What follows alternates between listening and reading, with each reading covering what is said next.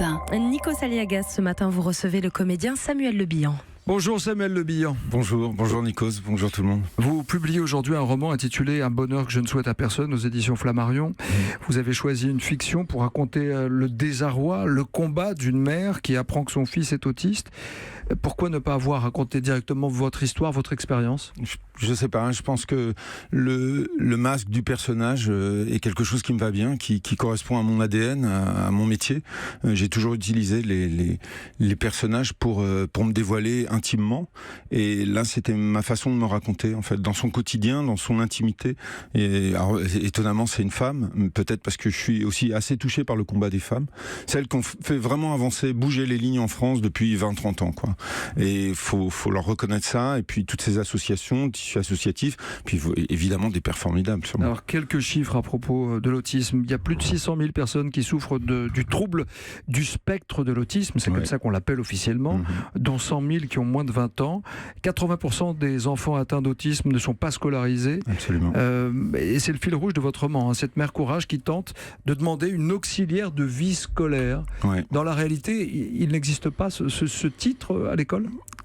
S'il existe, mais trop peu. C'est-à-dire que, pour donner une comparaison, hein, en France, on scolarise 20 à 30% des enfants autistes. En Italie, c'est 100%. En Angleterre, c'est 80%. L'inclusion à l'école est essentielle. C'est là où on fait progresser l'enfant. Comment vous l'expliquez ? On a 20-30 ans de retard, donc il faut les rattraper.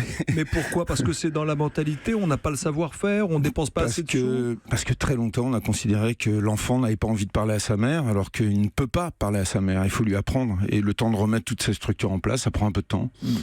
Alors, vous dites que depuis 2005, les plans nationaux se succèdent et les choses commencent à bouger, mais que ça ne va pas assez vite, malgré les condamnations du Conseil de l'Europe, le lobby des psychanalystes qui est en train de tomber. Pourquoi ? Parce que ça ne se soigne pas, on n'a pas de solution ? Ça ne se soigne pas. L'autisme ne se soigne pas. C'est un trouble neurocomportemental. On vit toute sa vie avec l'autisme. Par contre, on peut progresser. On peut apprendre à communiquer. On peut aller vers l'autonomie. Et c'est l'inclusion qui permet l'autonomie. L'autonomie, c'est le bonheur. Plus c'est tôt, plus c'est efficace. Oui, en plus, c'est aussi l'inclusion dans le milieu professionnel. Et c'est plus c'est tôt, plus c'est efficace. C'est la détection aussi, très très jeune. Là, des moyens sont donnés maintenant. C'est vrai que la France est en train de faire le travail. On est vraiment en train d'avancer. Donc c'est le moment de faire des choses. C'est pour ça qu'avec Florent Chapelle, on est en train de monter Autisme Info Service, qui est aussi un outil qui au service des familles, une plateforme téléphonique avec de l'information, de l'accompagnement, du conseil et de l'écoute surtout, principalement. Vendredi dernier, Samuel Le Bihan, l'Assemblée nationale a voté à l'unanimité un dispositif favorisant un repérage précoce de l'autisme et la mise en place d'un parcours de soins spécifiques pour les enfants. Ça, c'est sur le papier. Mais dans la réalité, c'est plus compliqué.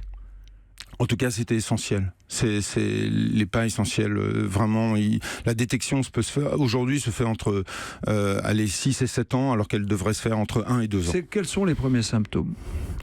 L'enfant ne monte pas du doigt, il n'attrape pas le langage. À 18 mois, les enfants commencent à parler. Ma fille, c'était ça. Elle prenait pas le langage, elle montrait pas du doigt. Elle prenait les objets pour les sensations qu'elle en avait et non pas pour leur utilisation. On n'a pas le regard de l'enfant. C'est assez déroutant pour les parents, parce qu'on cherche ce contact qu'on croit avoir au début et puis finalement se perd et n'arrive jamais. Il répond à son prénom ? Non. Pas forcément.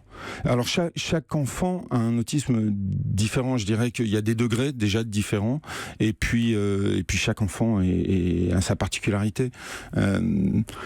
Oui, de toute façon, c'est un problème de communication. C'est-à-dire que moi, j'ai eu le sentiment d'aller chercher ma fille dans sa bulle pour la ramener dans notre monde. C'est vraiment ça, puisqu'on ne peut pas aller dans le monde de l'autisme, c'est les aider à rentrer dans le nôtre. Votre livre m'a bouleversé parce qu'il reste optimiste malgré tout. Parce qu'un enfant autiste, c'est d'abord son propre enfant. Voilà, certains appellent l'autisme. Les scientifiques trouveront d'autres termes. Pour vous, c'est votre enfant avant toute chose. On voit que la société n'est pas prête à les accompagner. Il n'y a pas de place pour eux.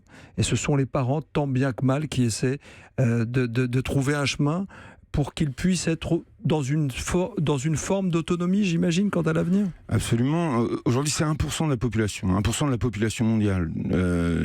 1% en France. Donc, c'est pas rien. C'est une ville comme Marseille. Hein. C'est beaucoup de monde. Donc, l'autisme, c'est un vrai problème de santé publique. Ensuite, pour le livre, je voulais écrire une histoire d'amour. Je voulais parler de ce lien entre la mère, ses enfants, ce combat pour le bonheur, ce combat pour le vivre ensemble. Et je voulais que ce soit avant tout une belle histoire et un plaisir de lecture et un plaisir de rencontre. Et à travers cette histoire émouvante et drôle aussi, on découvre, on apprend ce que c'est.